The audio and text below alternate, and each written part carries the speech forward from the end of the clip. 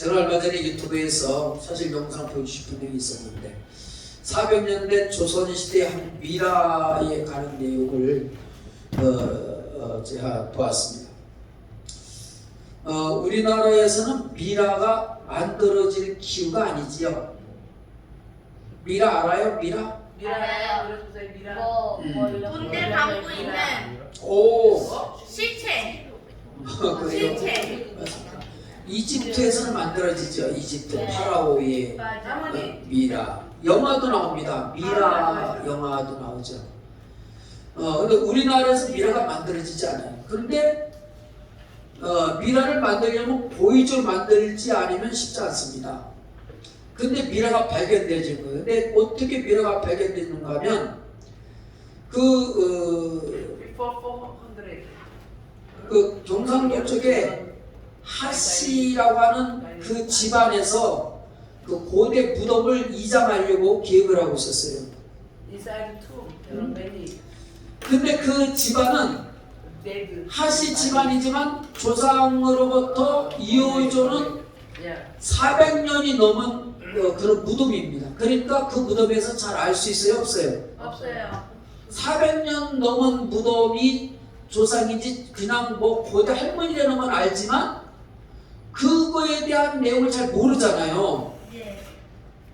그런데 그리고 조상의 무덤이니까 이제 편리를 너무 깊은 산속에 있고 그러니까 필수로서 이렇게 이장을 합니다. 이장, 무부. 그래서 옮기는 거죠. 이장을 하는데 이 무덤을 이렇게 파다 보니까 간이 안 열리는 거예요. 간이 안 열려. 반? 예. 치체를 이게 넣어두는 통. 아. 그래서 그러고 보니까 그거를 전부 그 석회를 넣는 걸 갖다 다 깼어요. 석회를 넣는데 이게 말하자면 이제 석회로서 이제 보호를 하는 거죠. 그 석회를 깼는데 또 안 열리는 거예요. 그래가지고 정을 가지고 간신히 떼는데 그 뭘로 왜 안 열렸냐면 송진을 갖다 붙여놓은 거 송진. 그 당시 그 주변에 송진이 있는데 송진 덩어리가 있어요. 그게 이제 말하자면 막는 방부제 역할 이런 역할을 한 거예요. 그래서 뛰고 열어보는데 거기서 김이 펑 나면서 한 번에 정신을 잃었어. 용무름의 현상이 이 안개한테 딱 나타난 거예요. 무덤에 이 간에서 왜 그랬을까? 오랫동안 그래서 한 번이 기절을 했어. 간 뚜껑 열다가 그 연기 때문에. 근데 뭐냐면 오랫동안 갇혔던 가스가 이게 나온 거예요 말하자면. 그래갖고 정신을 차리고 다시 이렇게 정면실에 봤는데 속골 깨고 간 뚜껑을 열고 봤는데 거기에 수많은 옷들이 나왔어요. 옷이 많이 나왔어요. 간 속에서. 그러니까 400년 넘은 그 간에서 입었던 옷들이 쏟아져 나온 겁니다. 다양한 옷들이 나왔어요. 그리고 또 뭐가 나왔냐면 거기서 한글로 된 편지가 나온 거예요. 그러니까 우리로 말한다면 1560 몇 년 되면요 이순신 장군 이전에 이순신 장군 때나 그 이전에 무덤인 거죠. 우리나라 그 시대로 그때 당시도 세종대왕이 한글 편지를 했었는데 이때 한글로 된 편지가 나온 거예요. 왜냐면 당시에는 대부분 다 한문 편지인데 그 한글 편지가 170여 통이 나옵니다. 엄청 많이 나온 거죠. 그러니까 그 편지의 내용을 이렇게 읽어봤는데 이 편지는 남편이 아내에게 보내는 편지였습니다. 그래서 남편이 아내에게 편지를 보낸다? 신기하죠? 같이 사는데 무슨 편지가 필요할까? 말하면 되지? 남편이 아내에게 보내는 편지. 그게 부인 이름이 뭐냐? 하씨예요. 하씨 부인 남편은 곽씨예요. 그래서 이 하씨 부인 무덤을 이제 공양 중에서 나왔는데 남편의 편지가 그렇게 많이 나왔어요. 그거를 이 자손들도 이유를 모르죠. 왜 어떻게 살았는지도 모르는 거예요. 그런데 편지를 읽어보니까 그 자기 조상들이 어떻게 살았는지가 나오는 거예요. 그래서 그 내용을 보니까 그 족보도 찾아봤어. 이런 편지를 쓰게 된 이유가 뭐고 어떻게 집안이 형성이 됐을까 하는 걸 보니까 곽씨라고 하는 분이 과거 공부를 하고 있었는데 부인 중에 아들 하나를 두고 부인이 먼저 세상을 떠난 거예요. 네? 그래서 둘째 부인을 얻었습니다. 둘째 부인을 얻고 자녀를 셋인가를 낳고 이렇게 살았어요. 그런데 둘째 부인과 첫 번째 부인 관계에서 낳은 그 아들하고 관계가 안 좋은 거예요. 말하자면 아들과 새 엄마의 관계가 안 좋고 계모의 관계가 안 좋았던 거죠. 말하자면. 그래서 다투는 일이 벌어졌고 그래서 함께 살 수 없는 상황이 이어진 거예요. 말하자면 아마 심하게 좀 다투는 일이 있는 것 같아요. 살지 못한 상황까지.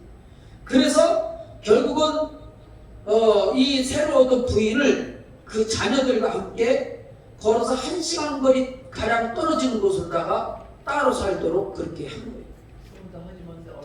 그래서 따로 살게 하고 그리고 이 곽씨는 아들과 함께 따로 사는 거예요. 아들과 따로 살고 부인 따로 살고 자녀 따로 살고. 그래서 1시간 넘게 걸리는 거리에 그 새 부인과 새로 자녀들 그쪽에 살게 하면서 편지를 그쪽으로 보낸 겁니다. 편지를 보냈는데 그 편지가 170통이에요. 그러니까 굉장히 많이 사랑했던 거죠. 그리고 많이 편지를 보냈던 거죠. 아니 잠깐만요. 편지를 새 부인한테 보낸 거예요? 네. 또 떨어 사니까. 예, 떨어 사니까 이 곽씨는 아들하고 살았고 새로운 부인과 거기서 난 자녀들 따로 살게 됐는데 편지를 글로 보내게 된 겁니다. 그래서 그 편지에 대한 내용이 아내에 냈던 그 사랑과 그리고 그 새로운 부인과의 관계 속에서 얻은 자녀들이 셋이가 넷이 있었는데 그 자녀들을 한글을 가리켜서 잘 이렇게 치료할 수 있도록 교육하는 내용이 들 수 있었습니다. 그러니까 당시에도 한글 교육이 있었다 하는 것이 이런 자료 증명으로 나타난 것이죠. 당시 한글 교육을 이렇게 했고 교육을 중시했다. 무덤에는 네. 하씨 무덤 아니었어요? 하씨 무덤에서 나온 거죠. 무덤은 첫 번째 아내잖아 하씨가. 아니요, 두 번째 부인이죠. 하씨가. 예, 첫째 부인은 이씨고 첫 번째 부인은 이씨고 그래서 그 무덤 속에서 나온 거죠. 그래서 거기에 보니까 많은 사랑과 그리고 자녀 교육과 안부와 이런 경우도 있고 어떤 이게 사람을 통해 인편을 통해서 편지를 보냈습니다. 그리고 보냈는데 그 편지를 덮고 이렇게 답장을 보냈는데 답장이 안 오니까 이 남편이 곽씨가 직접 그 연락이 두절되고 그러니까 거기를 찾아가서 안부를 물었다 하는 내용도 있었다는 거죠. 걱정이 돼, 연락을 해도 연락이 안 되니까 또 걱정이 되니까 그 먼 거리에 있는 자기 둘째 부인 거기를 남편이 찾아가서 안부를 보았다 하는 내용까지도 있어요. 그러니까 그 뭐 170회는 얼마나 많은 글이 있겠어요. 하여튼 기본적인 내용이 그렇습니다. 이렇게 미라 속에서 썩지 않고 그냥 무더기로 이게 그 미라와 함께 그런 내용과 옷이 발견되어졌다는 것.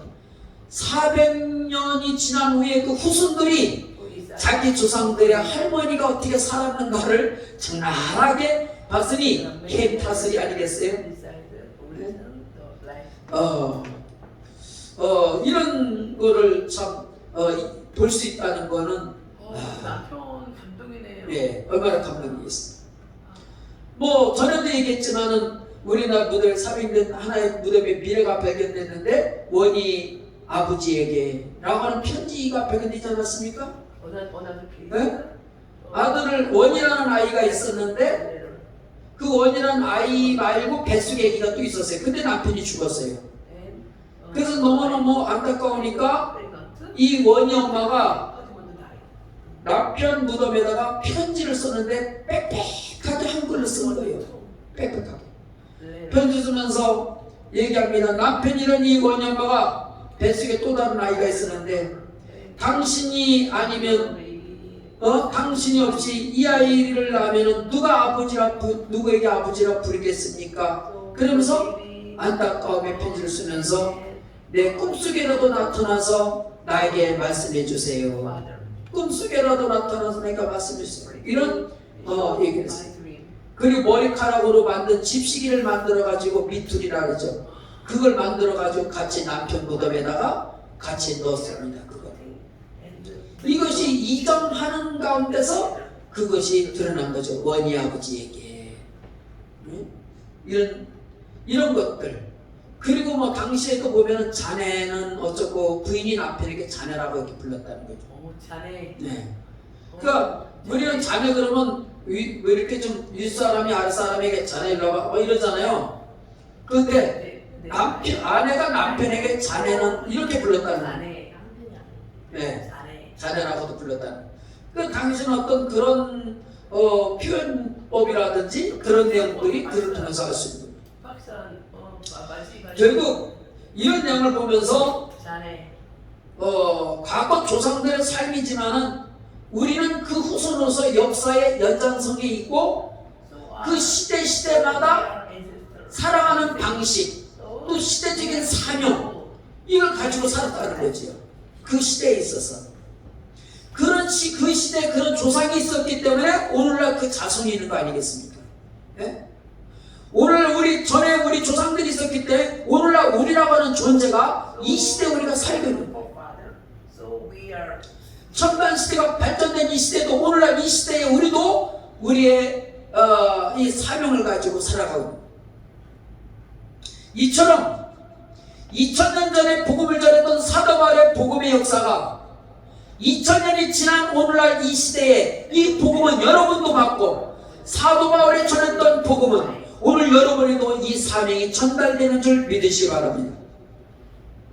그래서 우리가 사도 바울이 전했던 세계 복음화는 제자들이 전했고 사도 바울이 전했고 그 후에 또 다른 제자들이 전했던 이 복음을 오늘 우리가 2000년 지난 우리도 복음을 이어받고 증거하는 전도자로 살게 된 것이에요. 연장선에 있는 것이죠. 그런 복음이. 그래서 우리는 이 시대적인 이 복음을 갖고 우리가 받은 복음을 우리 후대에게도 가르치고 전할 뿐만 아니라 모르는 사람들에게 복음을 증거 전하는 것은 이 시대적인 우리의 사명이라는 거죠. 그래서 우리는 주님이 우리에게 주신 사명을 주셨고 우리는 순교적 사명을 가지고 우리는 복음을 증거하고 전해야 된다는 거예요. 왜?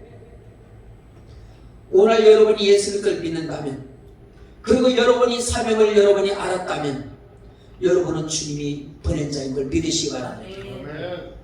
주님이 여러분을 보낸 거예요.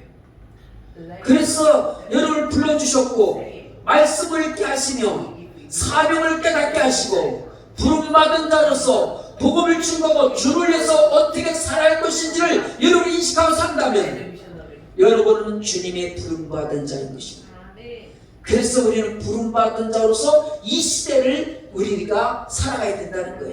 네? 이 시대를 믿음을 지키며 살려면 우리는 세상의 불이익을 감당할 우리는 각오도 가져야 된다는 것이죠. 그러나 그것이 믿음을 지키는 길이며 세상을 벗어난 일이라면 기꺼이 우리는 그 즐거움으로 그 고난을 감당해야 한다는 거예요. 과거나 현재나 미래나 모든 사람들은 어떻게 다 죽게 됩니다. 죽고 죽을 것이며 죽게 될 것입니다. 죽음도 살고 죽음 덜 살고 죽을 뿐이지 우리는 뭐 많이 살든 덜 살든 결과적으로는 다 죽음이라는 것을 마치지 않습니까? 이럴 때 우리는 과연 어떻게 우리는 살아가야 될까요? 오늘 본문을 보면 예수님 당시의 상황이 어떤지 알 수 있습니다.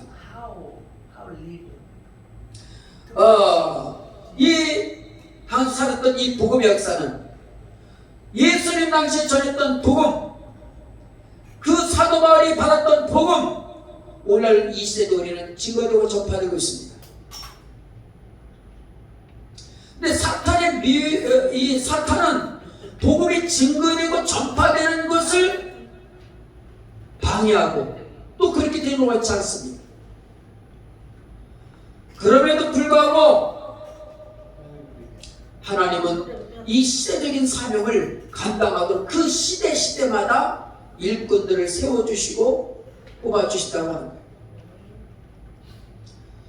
이 세상에는 거대한 두 줄기가 있습니다. 하나는 믿음의 길과 불신의 길, 구원의 길과 멸망의 길.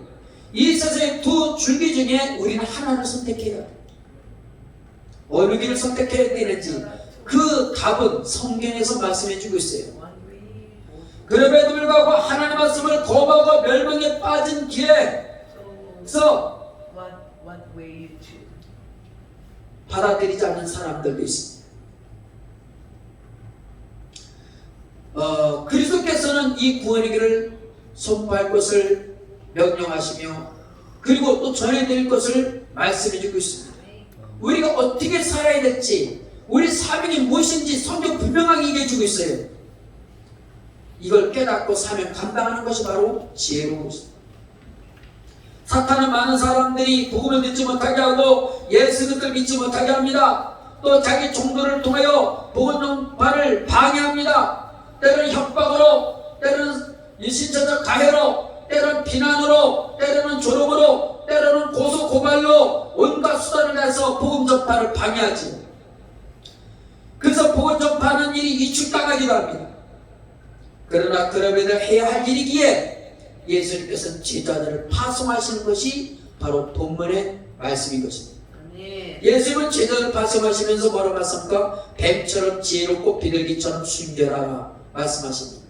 그러시면서 너희를 보냄이 이리 가운데 보냄과 같도다 이렇게 말씀합니다. 그렇습니다. 공중권세 잡은 사탄은 세상을 철저히 자기 손에 통제하려고 해요.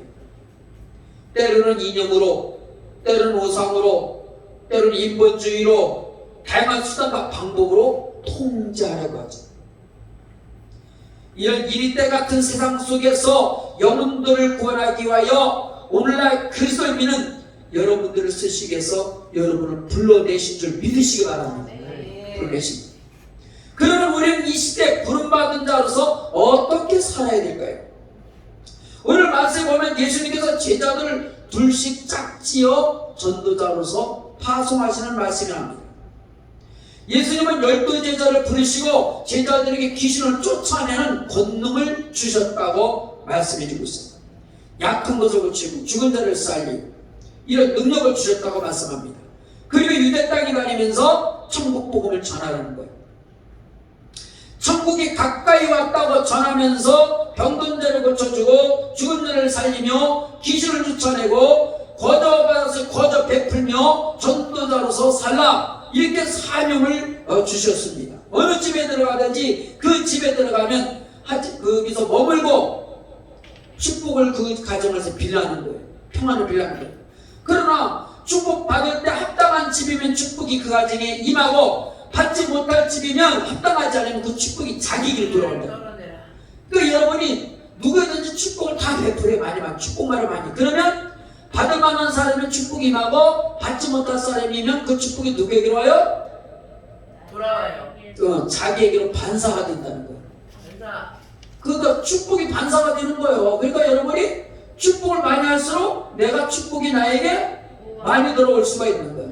안 들어오면 그 사람이 축복이 많은 거예요. 이게 누구야? 제자들에게 준 사명이고 권능이에요.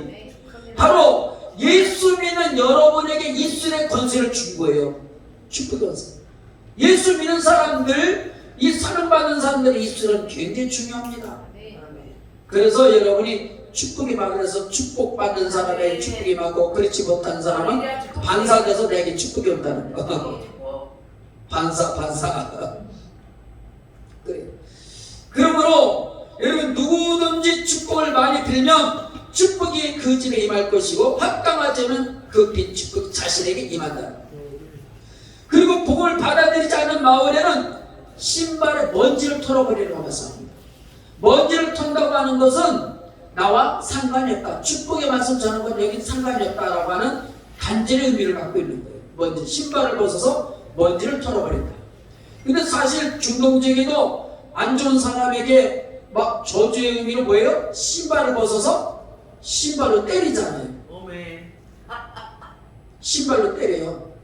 그거는 저주를 상징하는 거야. 신발을 중동적이고 신발을 던지잖아요. 노. 예?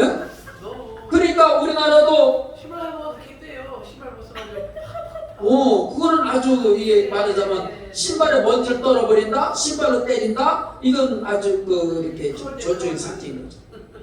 그래서 우리나라도 문재인 대통령 지나가는데 신발을 던졌다 해가지고 그래서 그냥 모독한 행위다 이래가지고 지금 구속을 시켰잖아요. 그것 때문에 구속시킨 건 아닌데 결국 그 사건을 인해서 경찰을 폭행했다. 폭행한 것도 아닌데 그냥 부딪힌 거로 폭행했다. 이런 식으로 해가지고 말도 안 되는 이 올가미를 뒤집어 씌워가지고 구속을 시켰잖아요. 무슨 일이죠? 무슨 경찰에 수십 명이 달라붙어 있는데 무슨 한 사람이 경찰 때렸다고 그래가지고 그거를 폭행으로 구속을 시켜요? 이게 바로 문재인 정부의 아주 불의한 정부의 한 단면이다 이렇게 볼 수가 있습니다. 그래서 이 번역을 받은 전도자는 그럼 어떤 자선의 사명을 감당해야 될까요?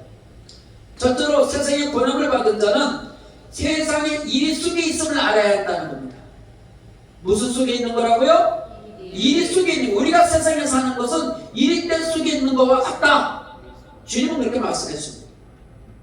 말씀 보면 예수님은 제자들을 유대 고려 보내면서 양 이리 가운데 번역 같다고 말씀을 합니다. 이리 가운데 번역 같다. 그거 이렇게 왜 이렇게 말씀하셨을까요? 그만큼 전도자의 사역은 위험하고 어려움이 있다는 거예요. 이리가 뭐예요? 늑대 이런 그런 짐승을 얘기하는 거 아니겠습니까? 다시 말하면 양이 이리 속에 있으면 어떻게 될까요? 먹잇감이 되는 거죠. 이리 속에 있으면 양은 먹잇감이죠. 그러면 그 양은 목자가 없으면 양은 살아남지 못합니다. 전도자도 마찬가지요. 세상에는 들판에 나가서 주님의 복음을 전할 때에 사람들이 환영만 하는 게 아니에요. 이리와 같은 사람들이 있다는 거죠. 그래서 조롱하기도 하고 비난하기도 하고 핍박하기도 하고 목숨을 위협하기도 합니다. 그럼에도 불구하고 복음을 전해야 하는 것이 주님의 명령이라고 합니다.